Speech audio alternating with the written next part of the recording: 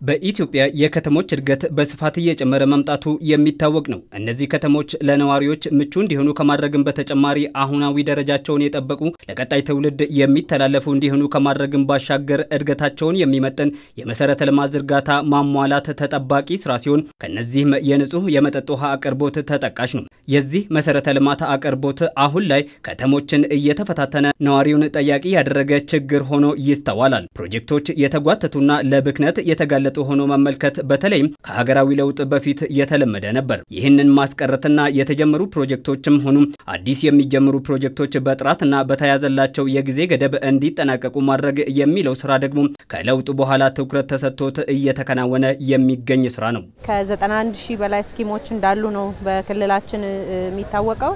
እነዚህን የውሃ ተቋማት በ235 የውሃ ተቋማት አሰናድተናቸዋል ማለት ነው።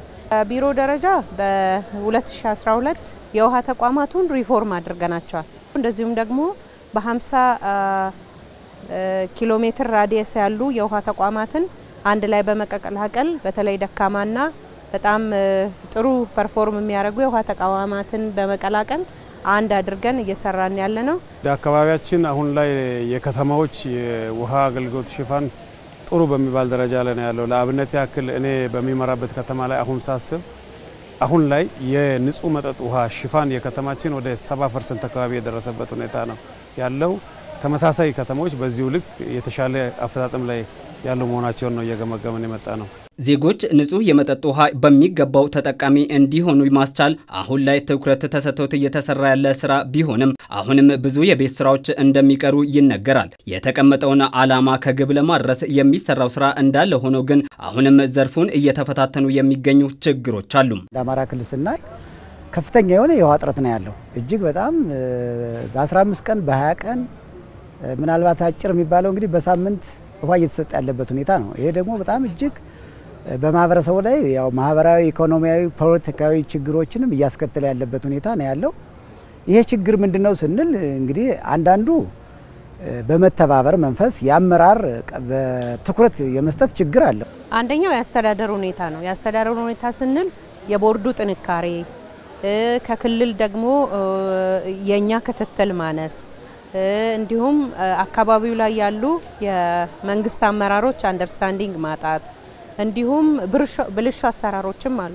በጣም ቁጥራቸው ብዙ የሆኑ ከተሞች ላይ ብልሹ አሰራሮች አንዳንድ ጊዜ የአስተዳደራዊና ህጋዊ እርምጃ ወሰድባቸውና ያስተካከልናቸው አሉ። እንዲሁም ደግሞ አሁን ለማስተካከል ምንለፋቸው አሉ። እሱም አንድ እንቅፋት ነው። አገልግሎቱን ተደራሽ ማድረግና ዘላቂነቱን ማረጋገጥ አስፈላጊ ነው። ከዚህም አኳያ መንግስት ትኩረት ሰጥቶት እየሰራ የሚገኝ ሲሆን የሚስተዋሉ ብልሹ አሰራሮችን ለመቅረፍ ደግሞ እየተወሰዱ ያሉና በቀጣይም ሊወሰዱ የሚገቡ የመፍትሄ እርምጃዎች መኖር አለባቸው። ኦዲት እናረጋቸዋለን። ለምሳሌ በአመቱ መጨረሻ በተለያየ ጊዜ ወይም እንዳስፈላጊነቱ አንዳንድ ቦታ ብልሹ አሰራር ይኖራል ብለን መረጃዎች ሲደርሱን ኦዲት እናደርጋለን። በኦዲቱ መሰረት አንዳንድ ፋይንዲንጎች ይመጣሉ። አንደኛ የስራ ማበላሸት አለ። ሁለተኛ የአድሎ ለምሳሌ ውሃ አጠረ የሆኑ አካባቢዎች ላይ አንዳንድ ሰፈር ላይ ሁሌ የመሄድ አንዳንድ ሰፈር ላይ ደግሞ ምንም ውሃ ያለ መድረስ። ሶስተኛ ነገር ደግሞ ቀጥታ ገንዘብ ማጉደል። እነዚህ ነገሮች በአጠቃላይ በፐርፎርማንስ ኦዲት እና በፋይናንሻል ኦዲት በአመት አንዴ ወይም ደግሞ እንዳያስፈልጊነቱ በውሃ ተቋማቱ ላይ እናደርጋለን። የከተሞች እድገትና የህዝቡን ፍላጎት ሊመጥን የሚችል የውሃና ፍሳሽ አገልግሎት ለመስጠት ያስችል ዘንድ ከከተሞች የሚጠበቅ ኃላፊነት አለ ይላል የውሃና ኢነርጂ ሚኒስቴር በበኩሉ። በተለይም የፋይናንስ አቅምን ማሳደግና አጠቃቀሙን ማስተካከል አስፈላጊ ነው። ከተሞቻችን በትልቅ ወጪ የወጣባቸው ፕሮጀክቶች ብታይ ሲረከቡ ደስ ብሏቸው ይረከባሉ። ከዛ በኋላ እያንዳንዱ ከተማ አስተዳደር ከንቲባ ወይ ዞን አመራር የውሃ ፍሳሽ አገልግሎት ኃላፊን ባለሙያ ማድረግ ይጠበቅበታል። ገፍቶት የሚመራ ሰው ይሄን ስለማያደርጉ ችግር ይፈጠራል ማለት ነው። ከተሞቹ ወይ ፍሳሽ አገልግሎቶቹ የሚያገኙአቸውን ገንዘብ በአግባቡ አይጠቀሙበትም፣ ለሌላ ነገር ይውላል። ስለዚህ መጣበቂያ አይኖራቸውም ማለት ነው። የፖሊሲ ሽፍት ያስፈልጋል። ሁሉንም የመጠጥ ውሃ ጉዳይ መንግስት አቅርቦ በጣም ይቸገራል። አስቸጋሪ ነው የሚሆነው ማለት ነው፣ በጣም ውድ በመሆኑ። ስለዚህ ፕራይቬት ሴክተሩ ያን እንዲያለማ ማድረግ ነው፣ ውሃ እንዲያቀርብ ማድረግ ነው፣ እንዲሳተፍ ማድረግ ነው። ፖሊሲ አላይመንት ይፈልጋል። ፖሊሲያችን እየጨረስን እንገኛለን።